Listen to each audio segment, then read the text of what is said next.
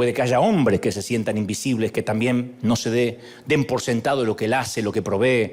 Hijos que se sientan invisibles. Realmente yo cuento, soy invisible. ¿Los demás notan quién soy o me habré muerto? Veo gente muerta. ¿Se acuerdan de la película de hace muchos años? Tal vez estemos muertos y nadie nos lo dijo, pero somos invisibles. Y tenemos miedo a evaporarnos. Que nadie note que alguna vez pasamos por aquí. Le tenemos miedo a nuestra propia insignificancia.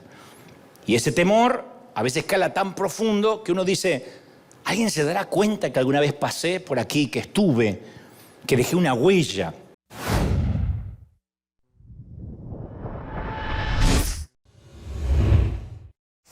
Muy bien. Hace unos días atrás, esta semana en particular, yo vi una conferencia, parte de una conferencia de una dama de mediana edad que hizo algunas confesiones que me llamaron mucho la atención y que de alguna forma dispararon este mensaje, o el Señor lo usó como catalizador para transmitir este mensaje de parte del Señor. Ella dijo en la conferencia que había comenzado a darse cuenta de un fenómeno extraño que comenzó a ocurrirle dentro de su propio hogar. Primero, notó que cuando entraba en una habitación, nadie más en su familia lo notaba. Ella entraba a un sitio y nadie se daba cuenta que ella estaba entrando. Le decía a sus hijos, por favor, ¿pueden bajar el volumen del televisor? Y nada pasaba. Nadie se levantaba. Ni siquiera se movían para tomar el control remoto, como que ella ni siquiera estaba ahí. Volvía a decir, y esta vez alzando un poquito la voz, ¿podría alguien, por favor, bajar el volumen del televisor? Y nadie se inmutaba.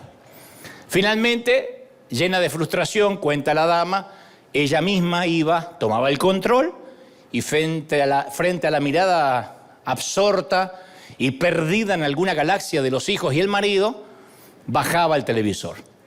Luego comenzó a notar que este tipo de cosas le empezaban a ocurrir más a menudo, pero ya no tenía que ver solo con los niños, sino que estaba, por ejemplo, en la tienda buscando harina sin gluten, gluten free. Pasa un empleado de la tienda, le dice, sí, disculpe, ¿podría? Y antes que terminara la frase, el tipo sigue caminando. Siguió de largo. La ignoró.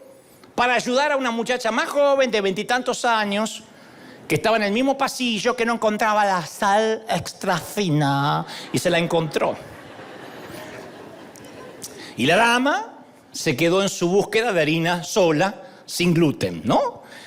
Otra noche, ella y su esposo estaban en una reunión, aparentemente una fiesta, llevaban allí varias horas, ella ve que se hace tarde, así que cree que es la hora de regresar a casa. Notó que su esposo conversaba con su amigo o con un amigo, así que se le acercó a su marido y le susurra al oído, no deberíamos irnos. Él no la miró, siguió hablando con su amigo como si ella fuera un holograma, ni siquiera notó que ella se había parado junto a él y le había hablado. Y ahí la mujer comenzó a atar cabos. O dijo, o estoy muerta, o lo que es peor, no creo que él me pueda ver. Es más, creo que nadie me puede ver. Ese es el tema. Ahí entendí que soy invisible, que soy un holograma. Y para ella, a partir de ese momento, todo comenzó a tener sentido. El caso omiso de sus hijos, el empleado de la tienda, su marido, su propia madre. Entendió las miradas en blanco, la falta de respuesta, la manera en que sus hijos la veían que ella estaba hablando por teléfono y entraban y le empezaban a hablar como que no estaba hablando por teléfono. Y ella pensaba, ¿acaso no pueden ver que estoy hablando por teléfono? Obviamente no, porque no la pueden ver ni oír. Nadie podía verla en el teléfono, cocinando, barriendo o incluso durmiendo, porque nadie la podía ver en absoluto. Soy invisible, llegó a la conclusión esta mujer. Nadie me puede ver. Es más, cuando sirvo la cena, todos actúan como si la cena apareciera de la nada, como si la trajera Dios directamente del cielo. Entonces nos podemos sentar con una comida completa delante de nosotros y uno de los niños dirá, alzando la voz, yo no quería arroz, hablándole al aire. Y en ese mismo aire al que el marido a veces se dirige cuando inspecciona la mesa completa y dice, no hay mayonesa. no hay ketchup. Y espera que la mayonesa o el ketchup aparezca de alguna parte, porque esta mujer dice, yo he llegado a comprender lo que significa. No te puedo ver, ni siquiera me estoy dirigiendo a ti, pero cuando digo que no hay mayonesa, estoy suponiendo que la mujer de la mayonesa se levantará y la traerá. Y tiene razón, la mayonesa aparece como por arte de magia, el arroz se cambia por puré y continuamos la cena. Y nadie da las gracias. Nadie dice gracias, mamá, porque nadie ve que alguien haya hecho algo, todo aparece. Alguien lo hace. Soy invisible, dice la mujer. Y aclara, los miembros de mi familia no tienen idea de cómo sus calcetines y sus calzones regresan limpios a los cajones. Estoy pensando seriamente que mi hijo cree que los calzones se lavan solos y por su propia voluntad regresan al cajón. Tampoco tienen idea mis hijos quién los lleva al colegio, por qué el perro ya no orina en la alfombra, cómo es que se repone solo el papel higiénico y por qué siempre hay toallas limpias. En una habitación que está llena de gente, nadie me mira a los ojos. Soy nadie, soy anónima y todo lo que hago nunca me lo agradecen. Aun cuando se celebra el Día de Acción de Gracias, nadie me dice gracias por todo lo que doy por sentado. Y lo que le sucede a esta mujer, que yo la escuchaba atentamente y que lo decía un poco en tono cómico, pero también con algo de tragedia, no es un tema cultural, no es un tema necesariamente de machismo, tiene que ver con una raíz espiritual. Hace poco escuché la frase, las niñas no son importantes. Y uno imagina que esa frase la dijo, esa clase de retórica antifeminista fue dicha en el patio de un colegio secundario. Pero este comentario no vino de un adolescente machista, mofándose de sus compañeros de clase. Esta fue la convicción calmada de un soldado afgano que hablaba por televisión a la cadena de noticias CNN acerca de sus propias hermanas. Él dijo, mirando a cámara, las niñas no nos importan. Él quiso decir exactamente lo que dijo, no fue un eufemismo. Una de las diferencias culturales más chocantes es ver qué duro se trata a las mujeres bajo el régimen talibán. Pero sé que muchas personas, tanto hombres como mujeres, porque esto no discrimina género, en algún momento nos detenemos a considerar, como la mujer que te acabo de contar, cuál es nuestro lugar en el mundo y no precisamente porque vivamos en Afganistán. Porque todos nos hemos sentido alguna vez invisibles, como el caso de esta mamá, esta ama de casa. Puede que haya hombres que se sientan invisibles, que también no se den por sentado lo que él hace, lo que provee. Hijos que se sientan invisibles. Realmente yo cuento, soy invisible. ¿Los demás notan quién soy o me habré muerto? Veo gente muerta. ¿Se acuerdan de la película de hace muchos años? Tal vez estemos muertos y nadie nos lo dijo, pero somos invisibles. Y tenemos miedo a evaporarnos, que nadie note que alguna vez pasamos por aquí. Le tenemos miedo a nuestra propia insignificancia. Y ese temor a veces cala tan profundo que uno dice, ¿alguien se dará cuenta que alguna vez pasé por aquí, que estuve, que dejé una huella? Y en la historia que Dios me llevaba a transmitirle, es una mujer llamada Agar, la sirvienta de Sara, la esposa de Abraham. Y en este caso no había discusión de que Agar era invisible. Quizás si esta dama, que ahora te voy a meter un poco más en la historia, hubiese vivido en otro tiempo, en otro lugar, quizá habría recibido un poquito de consideración, de respeto, de dignidad, y habría tenido, por cierto, una estima más sana, más saludable. Sin embargo, en la Biblia, en la época en que ella entra en la historia grande, ella pertenecía al fondo de la cadena alimenticia social. Era el último eslabón. Se dice que Sara tenía una sierva egipcia llamada Agar. Tenía una sierva, una esclava egipcia llamada Agar. Agar era una esclava, punto. No era una empleada mal pagada. No era una voluntaria, era una esclava. Y uno tiende a leer esas palabras sin mucha emoción, esas palabras que son directas y sórdidas acerca de Agar. Esclava.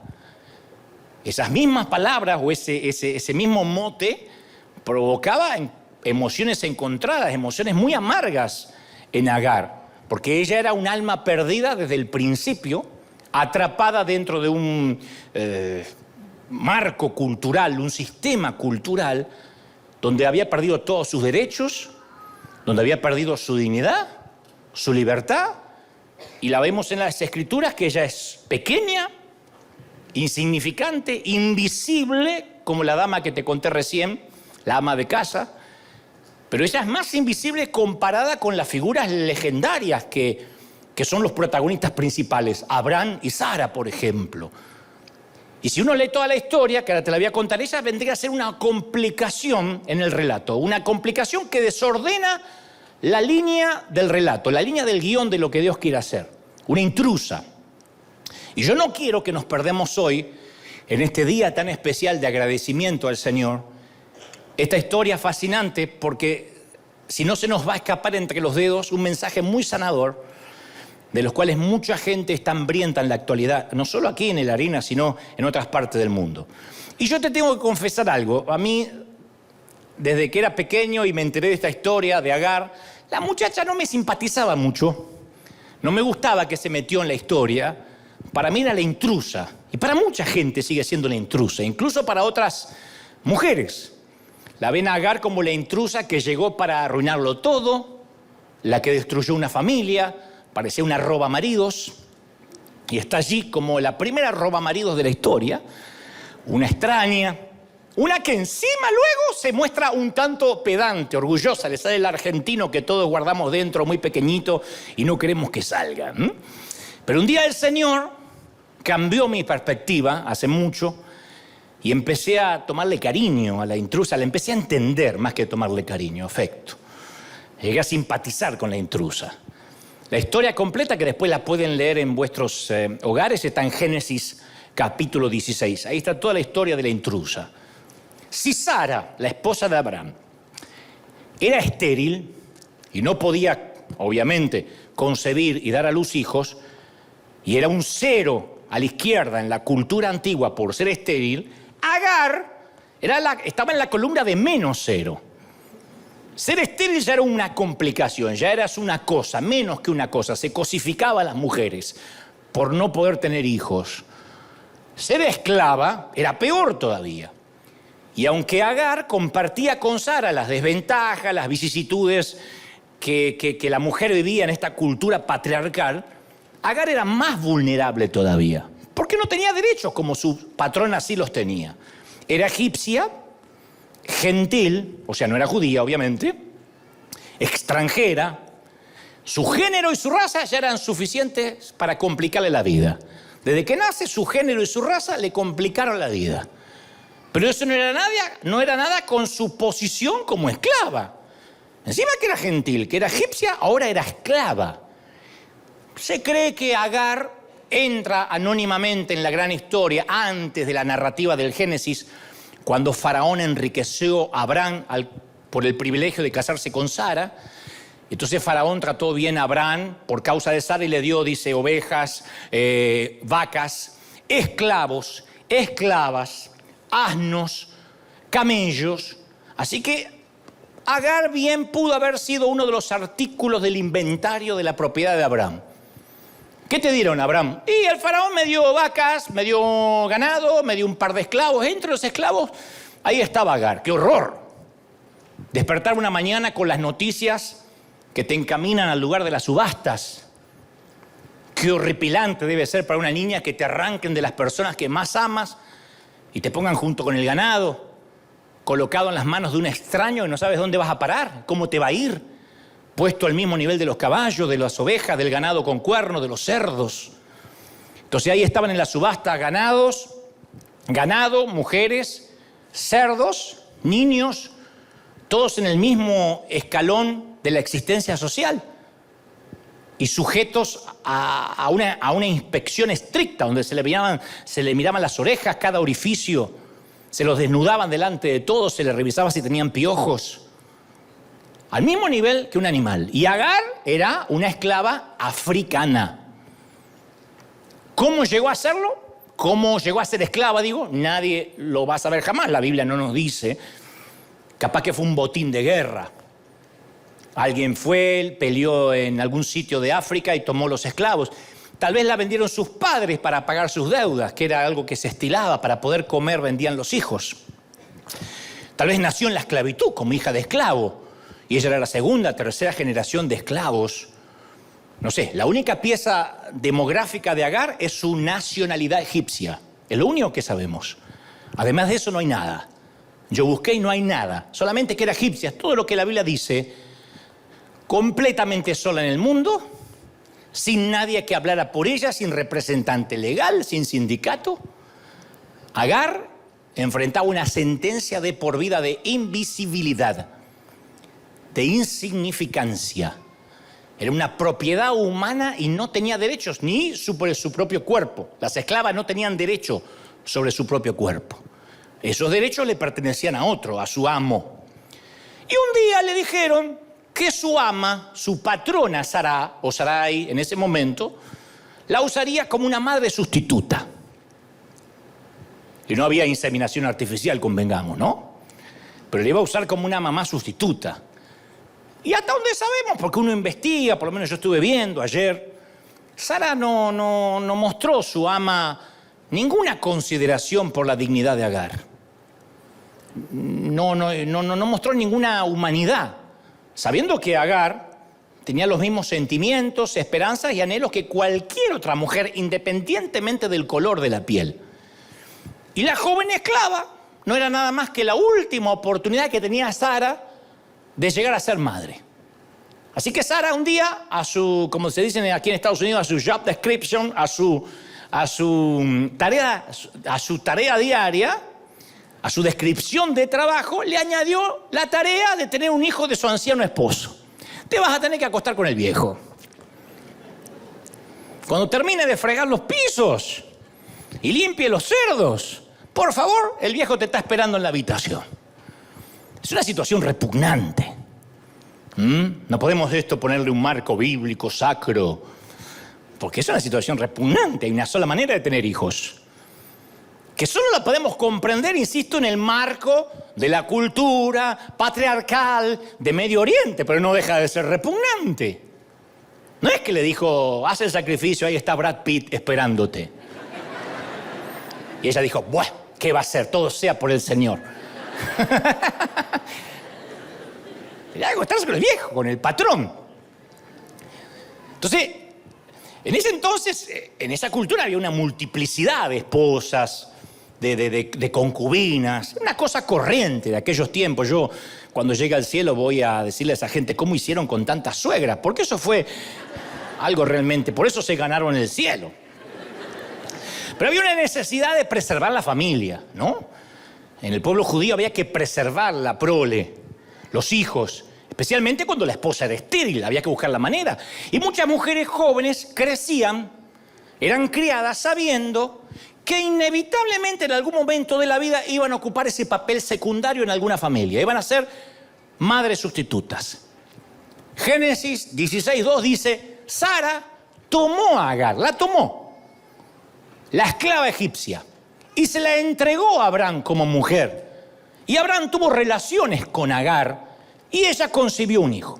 Parece que está todo en un versículo y pasó todo rápido, que fue un momentito, 3-4 minutos. Los escritores, los teólogos creen que no fue solo una noche.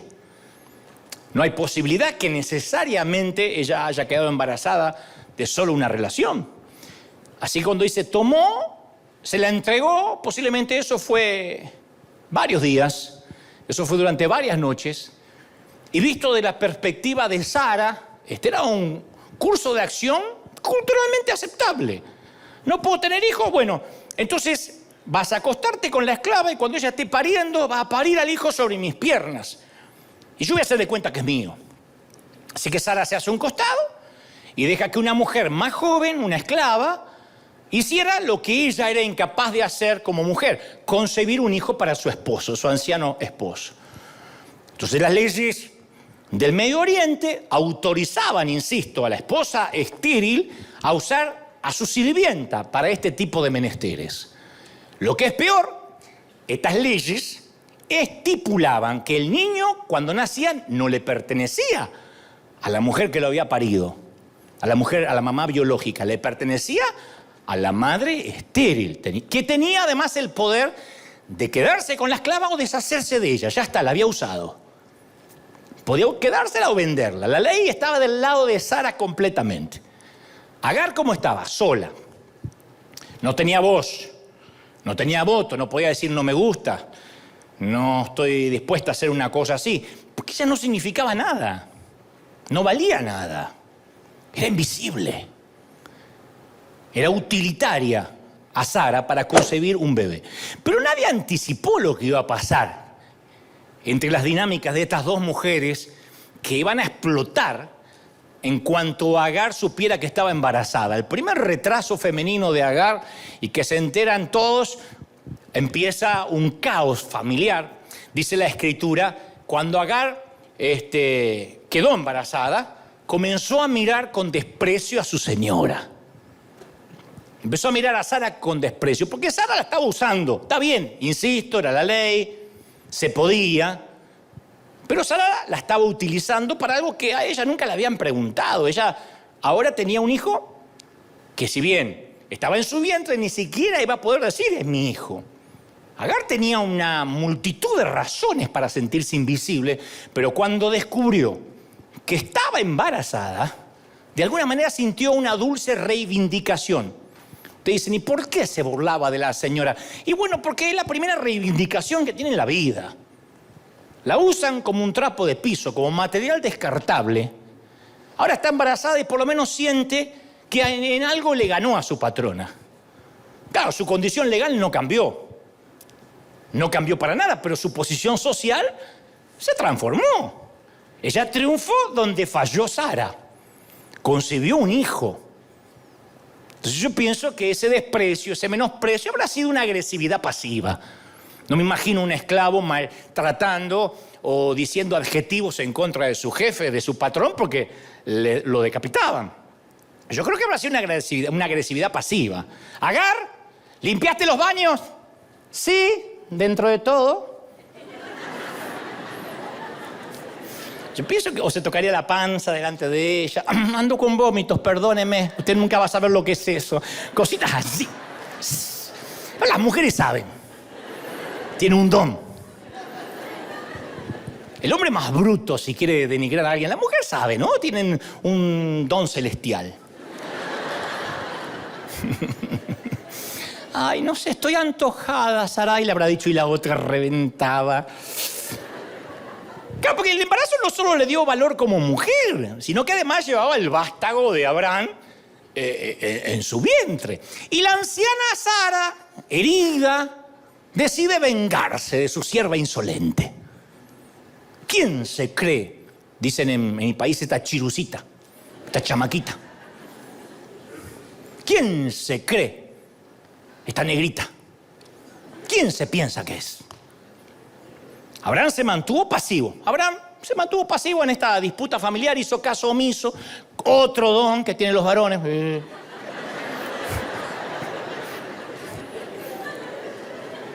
Lo que causó una espiral fuera de control. Porque él veía la disputa entre estas dos mujeres que se llaman chispas todo el día. Y en lugar de Abraham, teniendo un buen par de sandalias bien puestas, de establecer la paz en un hogar dividido, Abraham no ofrece más que un encogimiento de hombros. Mira lo que me hace esta. ¿Quién se cree que es?